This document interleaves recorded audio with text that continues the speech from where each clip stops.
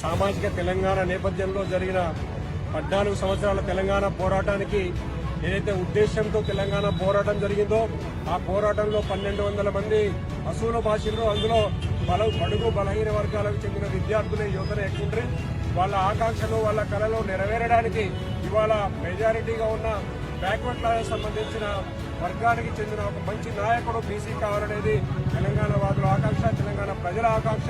ఇవాళ నరేంద్ర మోదీ గారి నాయకత్వంలో తెలంగాణలో బీసీ ముఖ్యమంత్రిని చేసుకుంటామని అమిత్ షా గారు ప్రకటించడం తెలంగాణ ప్రజలకు ఏదైతే ఆకాంక్షలు చేయడానికి ఆ దిశగా అడుగులేస్తున్న శుభ సందర్భంలో ఇదే ఈ గజ్వేల్ పట్టణం నుంచి సీఎం కేసీఆర్ ఇక్కడి నుంచి పారదోలి ఇక్కడ మేమైతే office function hall election office పెట్టుకున్నామో అది సీఎం క్యాంప్ ఆఫీస్ కి ఎదురుగా మొన్న మన భాస్కర్ అని అడ్వాన్స్ కట్టిన రోజే చెప్పినాం.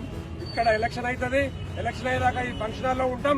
అవ్వగానే రోడ్డు దాటి ఎదురుగా డైరెక్ట్ గా సీఎం క్యాంప్ ఆఫీస్ కి పోతాము.